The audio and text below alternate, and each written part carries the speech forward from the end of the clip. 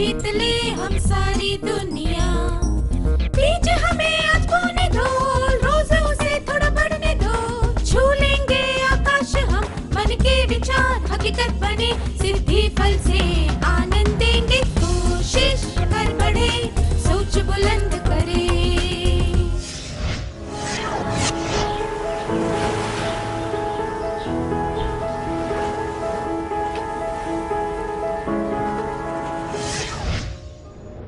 नमस्ते छात्रों, आप सबको देखकर खुशी हुई। क्या हम आज के सत्र की शुरुआत एक दृश्य से करें? इस दृश्य को देखिए।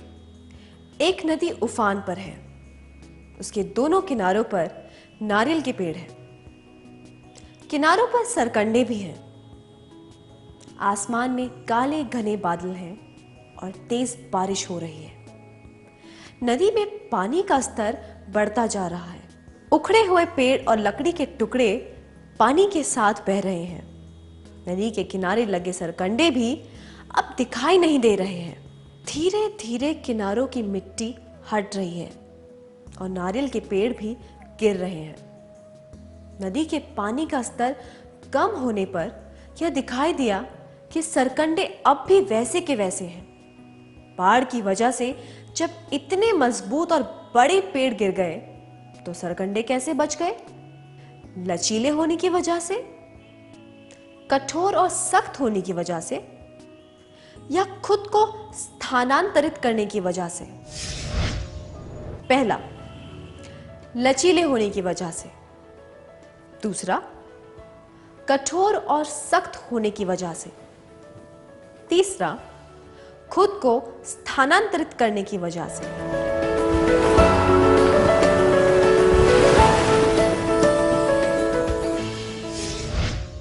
भीषण बाढ़ में भी सरकंडे बच गए क्योंकि वे लचीले होते हैं।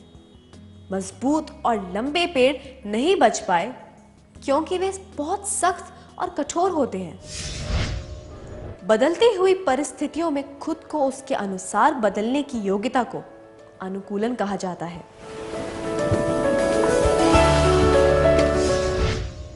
बदली हुई परिस्थिति में सरकंडे ने खुद को अनुकूलित करने के लिए क्या किया? जब पानी का बहाव तेज हो गया तब सरकंडे पानी की दिशा में झुककर मुड़ गए और अपनी जगह पर डटे रहे। तो हम कह सकते हैं कि अनुकूलन में ये बातें शामिल हैं। पहला, लचीलापन। दूसरा, मुश्किलों का सामना करने के लिए तैयार रहना। तीसरा, बदलाव के प्रति सकारात्मक दृष्टिकोण होना।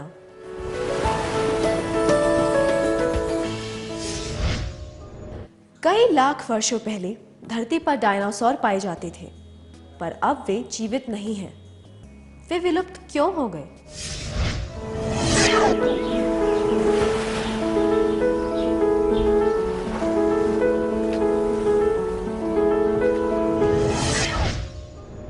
जवाब देने के लिए धन्यवाद। क्या हम कुछ जवाब देखें? जिन जीवों ने खुद को वातावरण के अनुकूल बनाया है वे ही बच पाए हैं। बाकी के जीव खत्म हो गए हैं। चार्ल्स डार्विन ने भी यही बात समझाई थी कि जो जीव जंतु बदलते हुए वातावरण के अनुसार खुद को अनुकूल बनाते हैं वे ही जीवित रह पाते हैं और बाकी के जीव विलुप्त हो जाते हैं। आइए अब फिर से सरकंडे की बात करते हैं। उसने परेशानी उठाई और बदलती हुई परिस्थिति के अनुसार खुद को अनुकूल बनाया, इसीलिए वह बच गया। जिन्होंने खुद को नहीं बदला वे नष्ट हो गए। जीवित रहने के लिए और विकसित होने के लिए विश्लेषण करना, स्वीकारना और अनुकूलन करना जरूरी होता है। बदलाव कब आते हैं?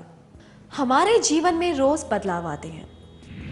हमारे स्कूल, घर, गली, शहर इत्यादि में रोज बदलाव होते हैं। किसी न किसी रूप में हमें निरंतर बदलाव के संकेत मिलते रहते हैं। पर हम इन संकेतों पर ध्यान नहीं देते। हम में से जो संवेदनशील होते हैं वे इन संकेतों को पहचान कर तुरंत उसके अनुसार बदल जाते हैं और जीवन की चुनौतियों का सामना कर लेते हैं। जो इन संकेतों पर ध्यान नहीं देते उन्हें खुद को अनुकूल बनाने से पहले बहुत संघर्ष करना पड़ता है। इस संघर्ष में वे 5 अलग चरणों से गुजरते हैं। आइए कुछ परिस्थितियों के द्वारा इनके बारे में जानते हैं। पर उसके पहले एक प्रश्न है, आपके जीवन में जो बदलाव आए हैं, क्या आप उनके बारे में याद करके बता सकते हैं?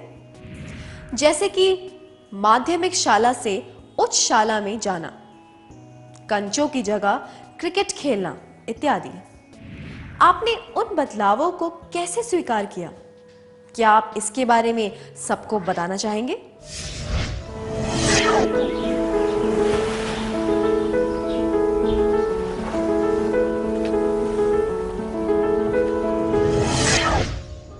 अपने अनुभव बताने के लिए धन्यवाद।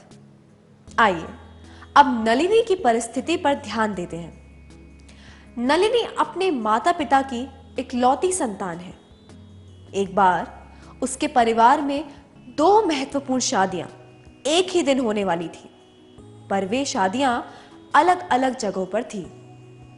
उसके पापा किसी काम से दूसरे शहर में गए थे। उसकी मां चाहती थी एक शादी में नलिनी चली जाए और दूसरी शादी में वह खुद चली जाएंगी।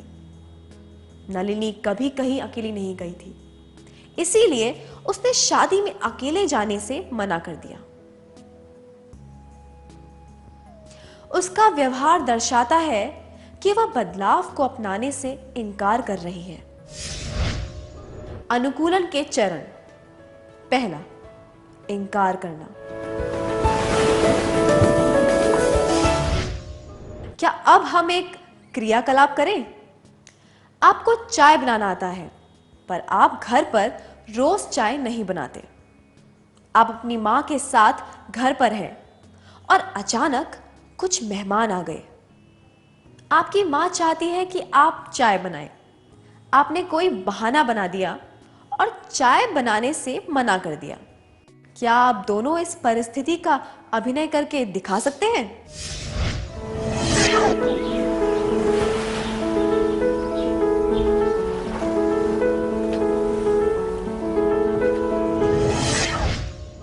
धन्यवाद, आपने बहुत अच्छी तरह अभिनय किया। अब एक और परिस्थिति। स्कूल के साहित्य समारोह में आमतौर पर कुमार सभी अतिथियों का स्वागत करता था और महेश अंत में उनका आभार प्रकट करता था। उनकी कक्षा में एक लड़की जमुना आई। महेश चाहता था कि जमुना को अपना कौशल दिखाने का मौका दिया जाए, इसीलिए उसने कुमार को आभार प्रकट करने के लिए कहा और जमुना को स्वागत वाला भाषण देने को कहा। कुमार ने तुरंत पूछा, मुझे अंत में बोलने का मौका क्यों दिया जा रहा है? कुमार ने ऐसा क्यों कहा? क्योंकि नए लोगों को आखिर में मौका दिया जाता है। क्योंकि मुख्य अतिथि के भाषण के बाद लोग चले जाते हैं और आभार के शब्द सुनने के लिए कोई नहीं रुकता, या फिर वह अपनी जगह किसी और को नहीं देना चाहता था। पहला, नए लोगों को आखिर में मौका दिया जाता है। दूसरा, मुख्य अतिथि के भाषण के बाद लोग चले जाते हैं और आभार के शब्द सुनने के लिए कोई नहीं रुकता। तीसरा, वह अपनी जगह किसी और को नहीं देना चाहता था।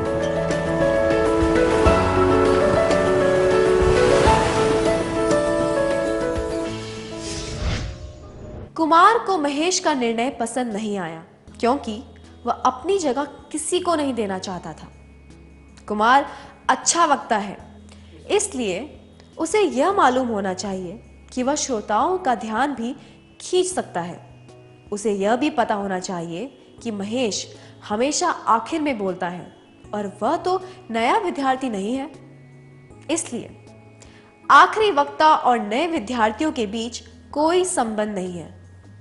एकमात्र कारण यही है कि कुमार अपनी जगह किसी को नहीं देना चाहता था। किसी भी बदलाव की स्थिति में पहली प्रतिक्रिया यही होती है। अनुकूलन का पहला चरण यही है। सभी को अपनी जगह प्यारी होती है, इसलिए अपना बचाव करने के लिए वे अपनी पूरी ताकत लगा देते हैं। कोई भी बदलाव उन्हें खतरे की तरह नजर आता है, इसलिए वे उसे स्वीकार नहीं कर पाते। क्या अब हम एक क्रियाकलाप करें? जब आपको कक्षा के सामने पहली बार बोलने का मौका दिया गया था, तब आपको कैसा लगा था? आपने क्या कहा था? क्या आप इस अनुभव के बारे में सबको बताना चाहेंगे?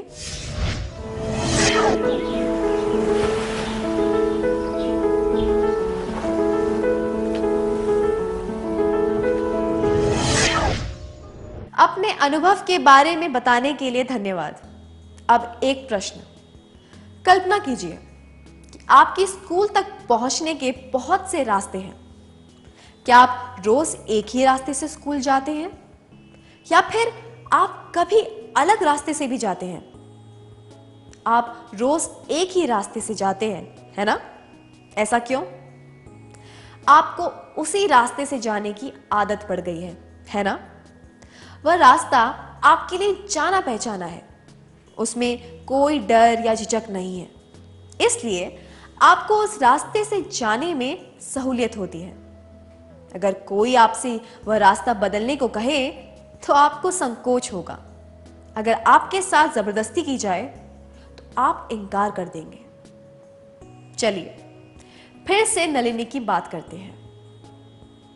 जब नलिनी ने शादी में जाने से मना कर दिया, तब उसकी मां ने कहा, मैं उस शादी में चली जाऊंगी जो दूसरे गांव में है, तुम इसी शहर वाली शादी में चली जाओ। अगर तुम एक शादी में अकेली नहीं जा सकती तो तुम स्वतंत्र रूप से अपने काम करना कब सीखोगी? नलिनी को अब भी संकोच हो रहा था। मां ने कहा, तुम्हारे पास कोई विकल्प नहीं है, तुम्हें इस शादी में जाना ही होगा। नलिनी ने गुस्से में चिल्लाकर कहा, मां, आप मुझ पर इस तरह दबाव क्यों डाल रहे हो? नलिनी की प्रतिक्रिया से पता चलता है कि किस तरह लोग बदलाव से बचना चाहते हैं। बदलाव को अपनाने और उसके अनुकूल बनने का यह दूसरा चरण है। अनुकूलन के चरण। पहला, इनकार करना। दूसरा, गुस्सा। आइए अब एक क्रियाकलाप करते हैं। क्या आप दोनों स्वेच्छा से इस परिस्थिति का अभिनय करके दिखा सकते हैं?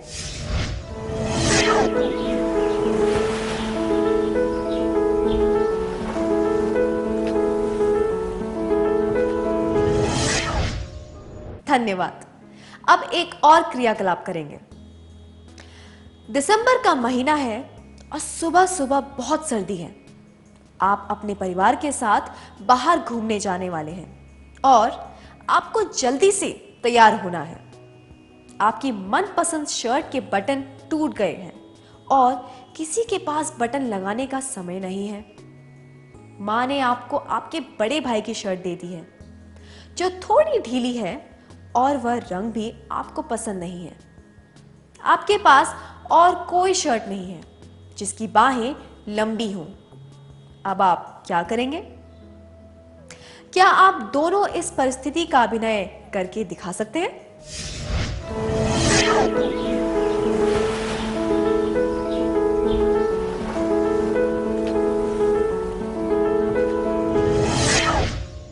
बहुत बढ़िया, धन्यवाद। अब एक परिस्थिति। साल के शुरुआत से ही कविता अपनी क्लास की मॉनिटर रही है। मॉनिटर के चुनाव में उसे बाकी के 3 उम्मीदवारों के मुकाबले सबसे ज्यादा वोट मिले थे।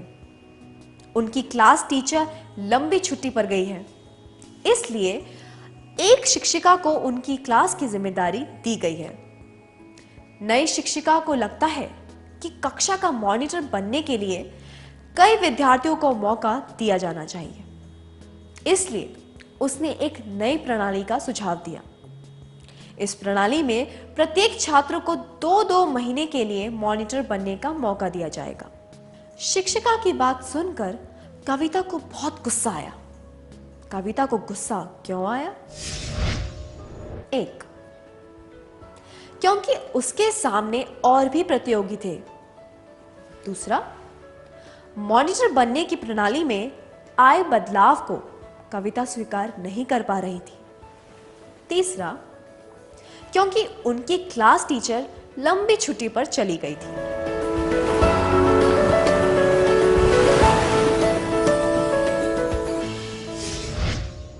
किसी भी चुनाव में प्रतियोगी तो होंगे ही, टीचर को भी लंबी छुट्टी पर जाना पड़ सकता है। उसके गुस्से का वास्तविक कारण यह नहीं है। कविता को बदलाव पसंद नहीं आया। उसे पता था कि वह टीचर के सुझाव पर सवाल नहीं उठा सकती। उसे यह भी पता था कि वह इस परिस्थिति से बच नहीं सकती। उसके पास अपनी भावनाएं दिखाने का केवल एक ही तरीका था, गुस्सा करना, क्योंकि वह उस परिस्थिति को टाल नहीं सकती थी। कविता का गुस्सा यह दर्शाता है कि लोग बदलाव से दूर भागना चाहते हैं। क्या अब हम एक क्रियाकलाप करें? सुरेश को बैंगन बिल्कुल भी पसंद नहीं है। इस वजह से उसकी मां आमतौर पर बैंगन नहीं बनाती है। एक दिन किसी कारणवश उन्हें बैंगन ही बनाने पड़े। सुरेश झुंझलाकर चिल्लाने लगा कि आज वह खाना नहीं खाएगा। क्या आपने कभी इस तरह झुंझलाकर गुस्सा किया है? क्या आप इस बारे में अपने करीबी मित्र को बता सकते हैं?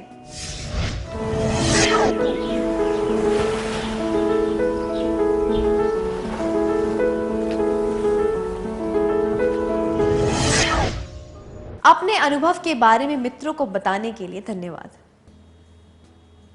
क्या हम आज के सत्र का सार संक्षेप कर लें?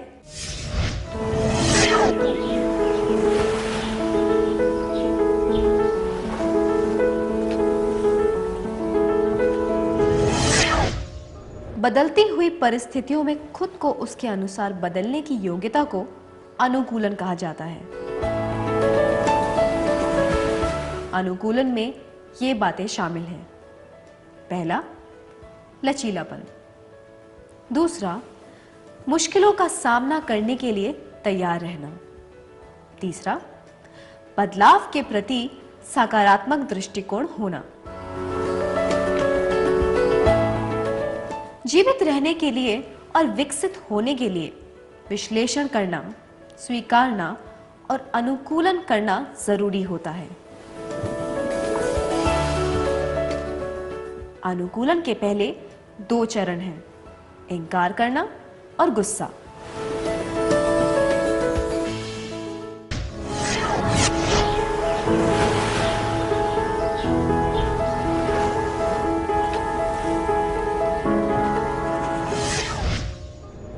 नमस्ते छात्रों, आप सब कैसे हैं?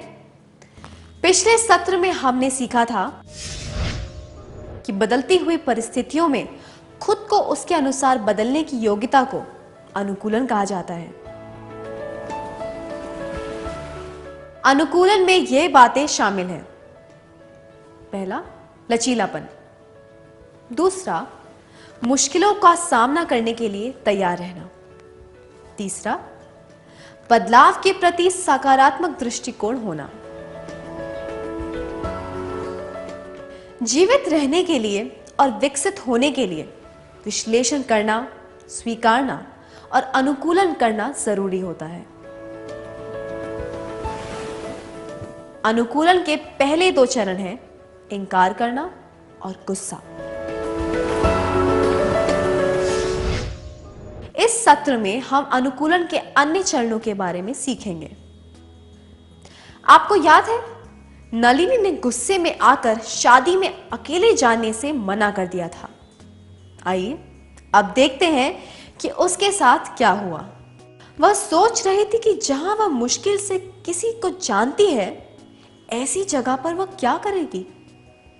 अपनी मां के दबाव में आकर नलिनी को शादी में जाना पड़ा। परेशान और उदास होकर वह उस शादी में गई। अनुकूलन के चरण। पहला, इनकार या मना करना। दूसरा, गुस्सा। तीसरा, उदासीनता। अब एक क्रियाकलाप करेंगे।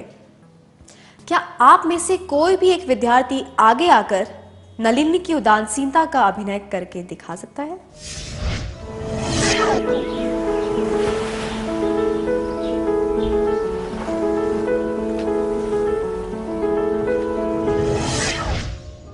धन्यवाद।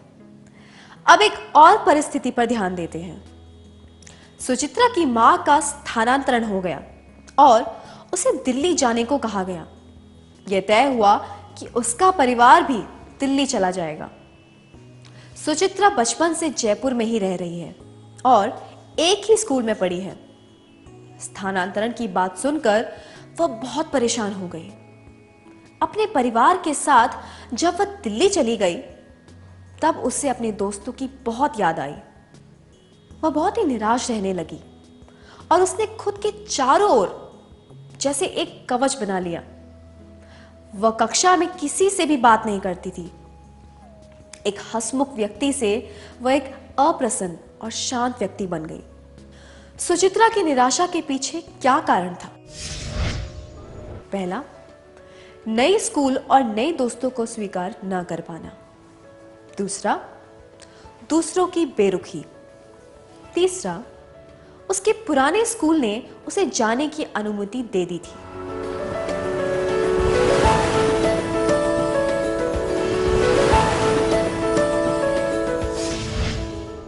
सुचित्रा को यह भली भांति पता होना चाहिए कि उसने दूसरों को अपनाने से मना कर दिया था। दूसरे शहर जाने वाले किसी भी छात्र को स्कूल से अनुमति तो मिल ही जाती है। उसकी निराशा के पीछे वास्तविक कारण यह था कि वह नए स्कूल और दोस्तों को स्वीकार नहीं कर रही थी। सुचित्रा के उदाहरण से हमें पता चलता है कि किस तरह लोग अनुकूलन और बदलाव से कतराते हैं। सुचित्रा की प्रतिक्रिया अनुकूलन का अगला चरण है।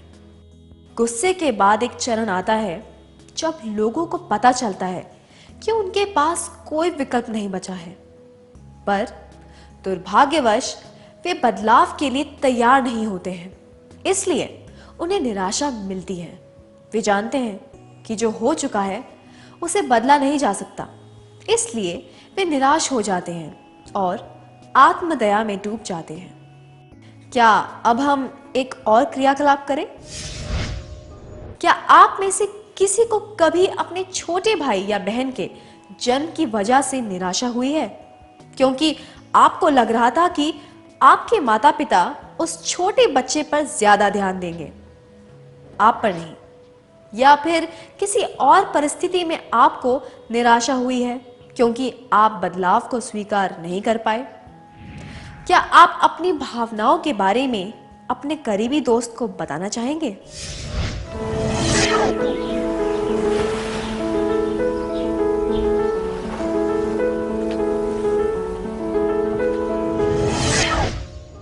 धन्यवाद।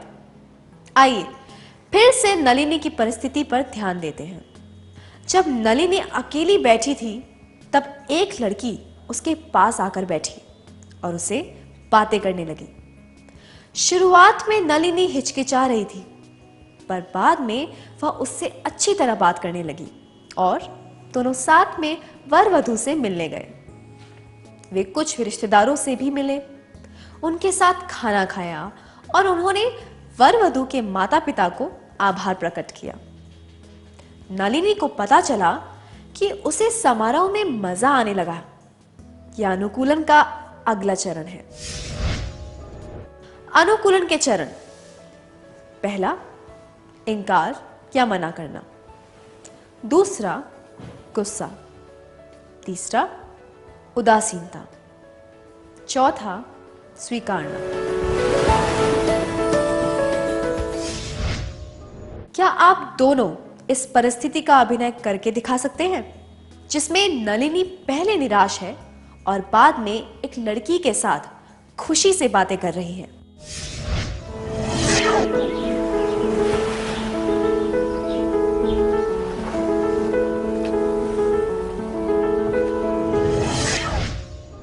बहुत बढ़िया, धन्यवाद। अब एक और परिस्थिति पर ध्यान देते हैं। रेवती की पड़ोसन और उसकी अच्छी सहेली कमला किसी दूसरे शहर में चली गई है। उसके पड़ोस में जो नए लोग रहने आए हैं वे तमिलनाडु से हैं। उनके यहाँ एक लड़की है ललिता, जो रेवती की उम्र की है पर दूसरे स्कूल में पढ़ती है। रेवती को कमला की बहुत याद आती है क्योंकि उन दोनों की पसंद एक जैसी थी। उदासीनता से बचने के लिए रेवती को क्या करना चाहिए? पहला, ललिता से दोस्ती करना शुरू कर देना चाहिए। दूसरा, अपने माता पिता को मनाना चाहिए कि वे उस शहर में चले जाएं जहां कमला रहती है। तीसरा, कमला को चिट्ठी लिखकर उसे वापस बुलाना चाहिए।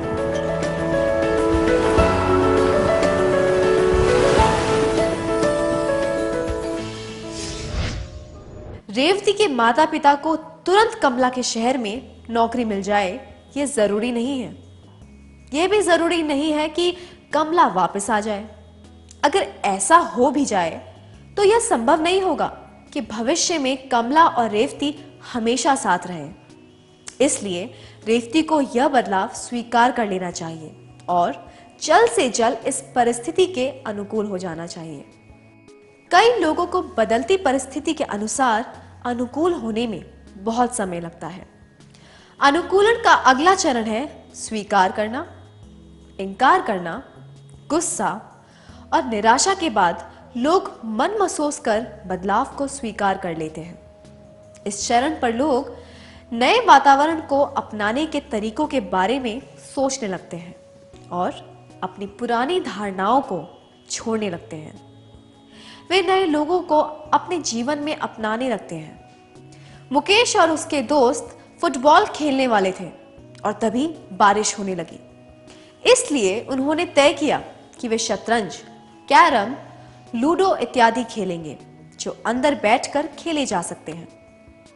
क्या आपने कभी किसी बदलाव को स्वीकार किया है क्योंकि आपके पास कोई विकल्प नहीं था? क्या आप इसके बारे में सबको बताना चाहेंगे?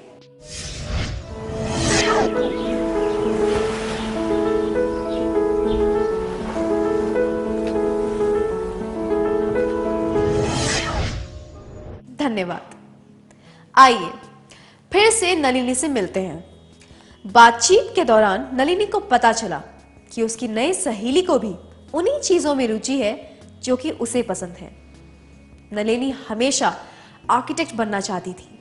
उसे पता चला कि उसकी नई सहेली आर्किटेक्ट के अंतिम वर्ष की पढ़ाई कर रही है। उस लड़की ने नलिनी को बहुत उपयोगी जानकारी दी। नलिनी ने उस लड़की का पता और फोन नंबर लिया और उसे कहा कि किसी मार्गदर्शन की आवश्यकता पड़ने पर वह उससे संपर्क करेगी। नलिनी उस शादी में निराश होकर जबरदस्ती गई थी, पर जब वह वापस आई तब एक अनजाने व्यक्ति के साथ उसकी लाभकारी बातचीत हो चुकी थी। इस प्रक्रिया में उसका आत्मविश्वास बहुत बढ़ गया। यह अनुकूलन का अगला चरण है। अनुकूलन के चरण: पहला, इनकार या मना करना। दूसरा, गुस्सा। तीसरा, उदासीनता। चौथा, स्वीकारना। पांचवा, ज्ञान और विकास। अब एक और परिस्थिति। रवि एक स्कूल में पढ़ता था जहां सिर्फ 10वीं तक ही कक्षाएं थी। 11वीं कक्षा के लिए उसे दूसरे स्कूल में जाना पड़ा। उसके पास अब एक ही विकल्प था, अपने कस्बे से 100 किलोमीटर दूर एक स्कूल में जाना जहां उसे छात्रावास में रहना था। घर में मां के हाथ से बना गरम गरम खाना खाने के बाद उसे छात्रावास की कैंटीन का खाना बिल्कुल पसंद नहीं आ रहा था। कुछ महीनों के बाद उसे छात्रावास में रहने के फायदों का एहसास हुआ। हमने इससे क्या सीखा? पहला, छात्रावास का खाना घर के खाने से बेहतर होता है। दूसरा, नए अनुभवों से हमें ज्ञान मिलता है और हमारा विकास होता है। तीसरा, सबको अपने घर से 100 किलोमीटर दूर एक स्कूल में जाना चाहिए।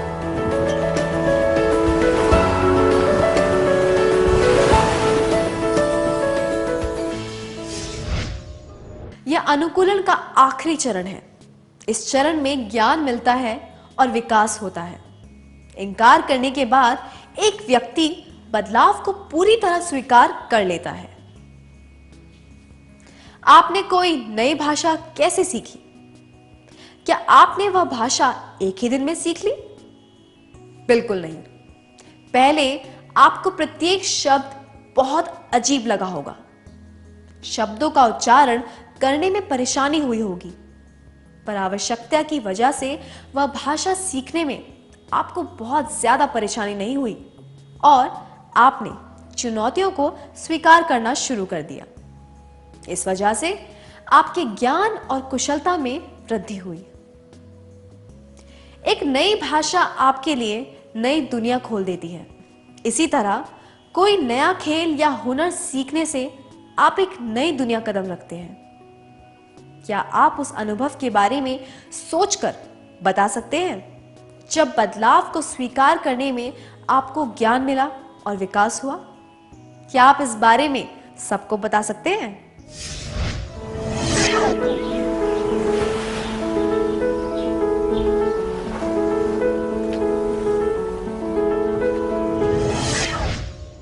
अपने अनुभव के बारे में बताने के लिए धन्यवाद। जब लोग बदलाव को स्वीकार कर लेते हैं और बदलाव को सकारात्मक रूप से देखते हैं, तो वे नई परिस्थिति के अनुकूल होना सीख लेते हैं। उनका ध्यान अपने प्रयासों पर होता है, बदलाव पर नहीं। शुरुआत में होने वाली परेशानी पर भी वे ज्यादा ध्यान नहीं देते, पर दुर्भाग्यवश कुछ परिस्थितियों में ये चरण बहुत लंबे होते हैं और कुछ लोग ज्ञान व विकास के चरण तक कभी नहीं पहुंच पाते।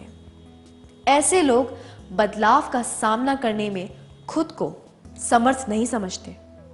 कुछ लोग निराशा में डूब जाते हैं और इस प्रक्रिया में वे बहुत कुछ खो देते हैं और दूसरों को भी कष्ट पहुंचाते हैं। ऐसे लोग कुछ इस तरह सोचते हैं, मुझे इस बदलाव को एक मौका देना चाहिए। अगर सब ठीक रहा तो हम आगे बढ़ जाएंगे, नहीं तो हिम्मत हार देंगे। इस तरह वे शायद धीरे धीरे बदलाव को अपना लेते हैं। फायदों को देखते हुए ये लोग स्वेच्छा से बदलाव को स्वीकार कर लेते हैं और परिस्थिति के अनुकूल हो जाते हैं।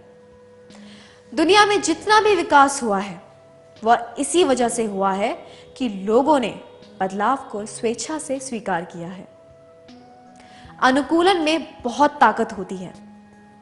क्या आपने किसी भी बदलाव के लिए खुद को मानसिक रूप से तैयार कर लिया है? चलिए, क्या अब हम आज के सत्र का सार संक्षेप कर लें?